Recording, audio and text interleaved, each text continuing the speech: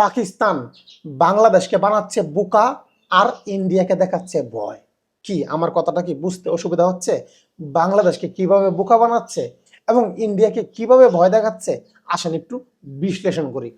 যখন থেকে বাংলাদেশ বললো যে আমরা ভারতের মাটিতে গিয়ে বিশ্বকাপ খেলতে চাই না, আমাদের বেনোটা যেন করে দেওয়া হয় শ্রীলঙ্কাতে, আমাদের ম্যাচগুলো যেন শ্রীলঙ্কাতে শিফট করে দেওয়া হয়, এবং তখন থেকেই পাকিস্তান বানাচ্ছে বাংলাদেশকে বোকা, ইন্ডিয়াকে দেখাচ্ছে ভয়।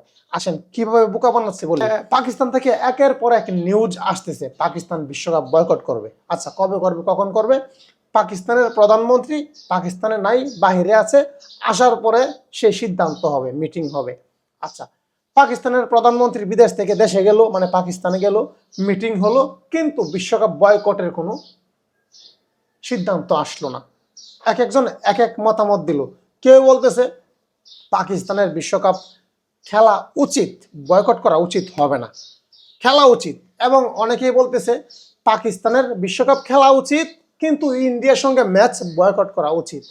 এবং আরেক পার্টি বলতেছে যে বিশ্বকাপ খেলা উচিত, ইন্ডিয়ার সঙ্গে ম্যাচও খেলা উচিত, কিন্তু খেলতে নামার আগে কালো ব্যাচ পরে তারপরে খেলতে নামা উচিত।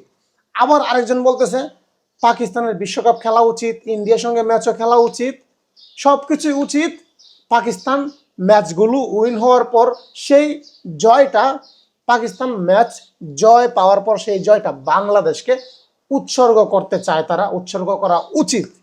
দেখেন কতগুলো এখানে সিদ্ধান্ত আসলো। হ্যাঁ, কতগুলো সিদ্ধান্ত আসলো এখানে, কিন্তু বয়কটের সিদ্ধান্ত কিন্তু স্ট্রংলি আসে নাই। তারা সিদ্ধান্তটা নিতে পারতেছে না, কি করবে? এই কি তোমাদের বাংলাদেশের প্রতি ভালোবাসা? হ্যাঁ, আচ্ছা এখন আসেন, তারা যদি এই সিদ্ধান্তগুলো নেয় তাহলে বাংলাদেশের কি লাভ এবং ইন্ডিয়ার জন্য কিভাবে আসলে ভয়ের কারণ? দেখেন, বাংলাদেশ প্রথমতই পাকিস্তান যদি বিশ্বকাপ বয়কট করে, করবে না 100%, করবে না 100%, কিন্তু যদি করে এখানে বাংলাদেশের কি লাভ?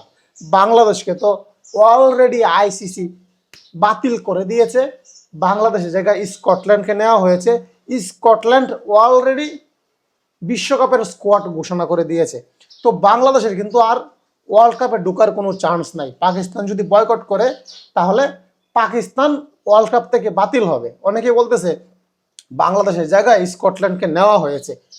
এখন পাকিস্তান যদি বয়কট করে তাহলে কি পাকিস্তানের জায়গায় কি উগান্ডাকে নেওয়া হবে? এমনটা কিন্তু অনেকেই বলতেছে।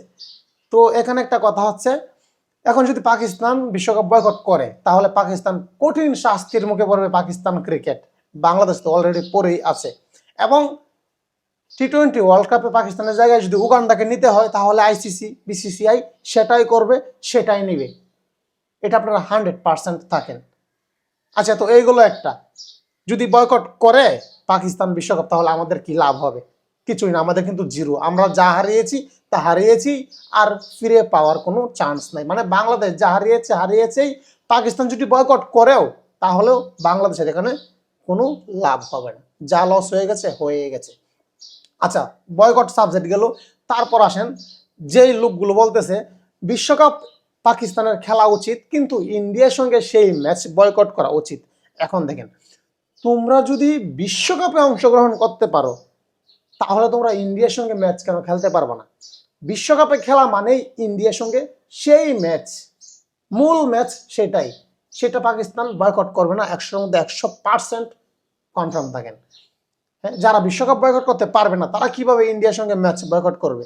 বিশ্বকাপ বয়কট না করতে পারলে তো ইন্ডিয়ার সঙ্গে ম্যাচ বয়কট করার কোনো প্রশ্নই আসে না। তো গেল দুইটা সাবজেক্ট, ইন্ডিয়ার সঙ্গে ম্যাচ বয়কটের সাবজেক্ট গেল, এটাও পাকিস্তান করবে না। এবং তৃতীয় সাবজেক্ট হচ্ছে 3 নম্বর, পাকিস্তানের ম্যাচ শুরু করার আগে আর্ম বেল্ট মানে কালো ব্যাচ পরে খেলা উচিত। কি রে ভাই, কালো ব্যাচ পরে আপনি কেন খেলবেন? আপনি কি কেউ কি ইন্নালিল্লাহ মানে কেউ কি মারা গিয়েছে তার প্রতি কি সুখ পালন করার জন্য কি আপনি কালো ব্যাচ পরে মাঠে নামবেন? কি রে ভাই, বাংলাদেশ ক্রিকেট টিম কি মারা গেছে?